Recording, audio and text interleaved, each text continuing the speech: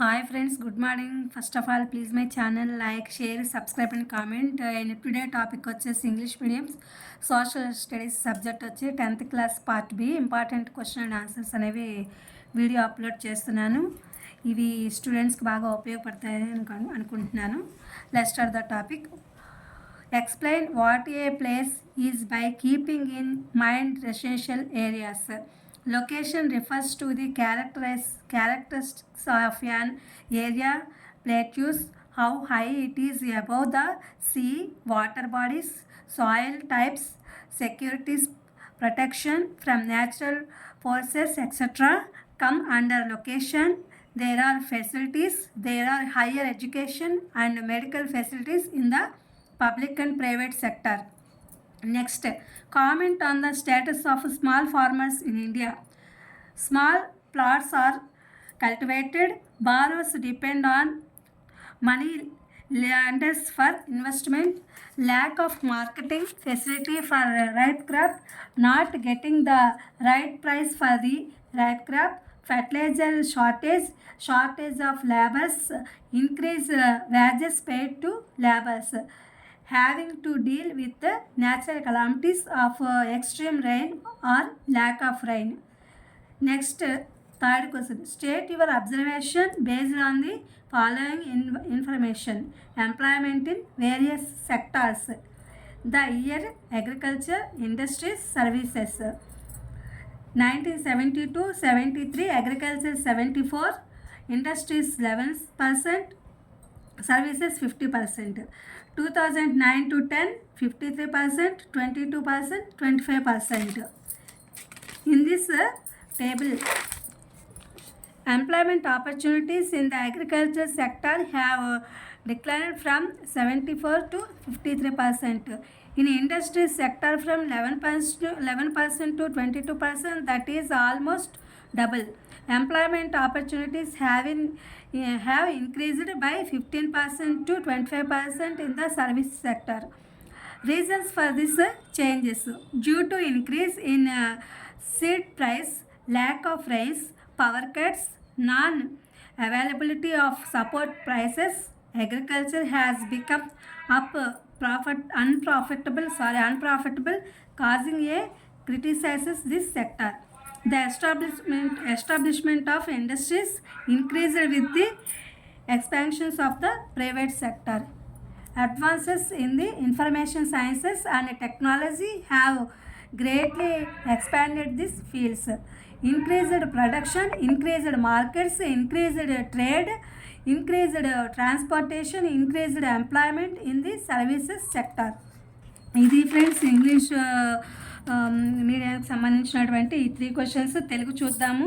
నివాసయోగ్యంగా ఉండేటువంటి ప్రదేశాల గురించి నీవు ఏ విధంగా చర్చిస్తావు అనే దాని గురించి క్వశ్చన్ ఇచ్చాడు.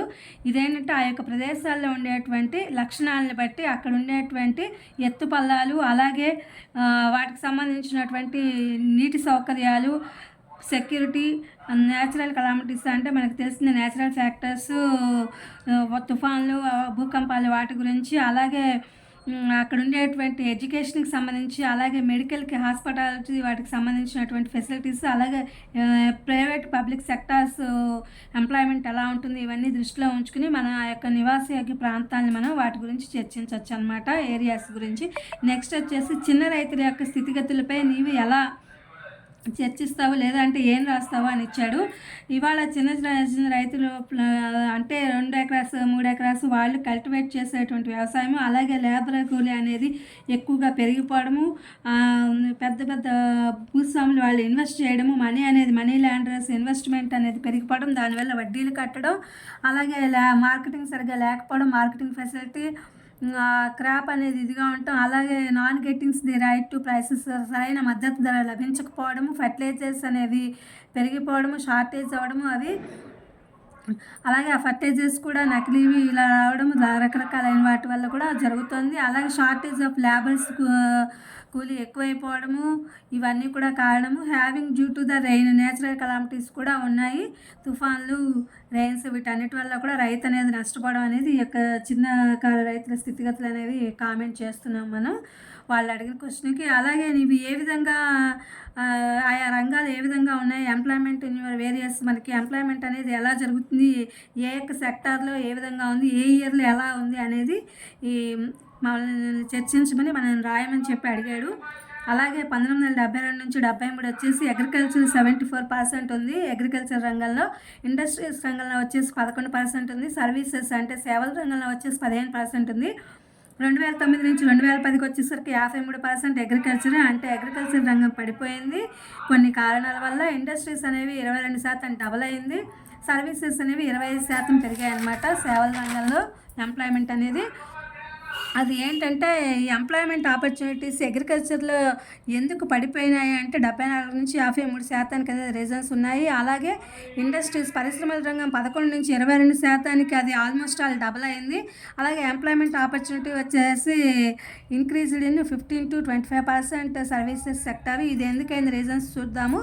Due to increases in seed prices, అంటే ఎరువుల యొక్క ధరలు పెరిగిపోవడము, అలాగే వర్షాల వల్ల నష్టపోవడము, కరెంటు లేకపోవడము, అవైలబిలిటీలో మామూలుగా సపోర్ట్ ప్రైస్ మద్దతు ధర లభించకపోవడము, ఆ యొక్క పంటకి బికమ్ అన్ప్రాఫిటబుల్, అంటే సరైనటువంటి మద్దతు ధర లేకపోవడము, దానివల్ల ఆదాయం లేకపోవడం కారణంగా ఇది క్రైసిస్ మామూలుగా క్రిటిసైజెస్ దిస్ సెక్టర్ అనమాట. ఇది ఇలాంటి సమస్యలను ఎదుర్కోవడం వల్ల వ్యవసాయ రంగంలో 74% నుంచి 53% ఆపర్చునిటీస్ అనేవి పడిపోయినాయని చెప్పి దీనికి ఒక కారణం చెప్తున్నాం.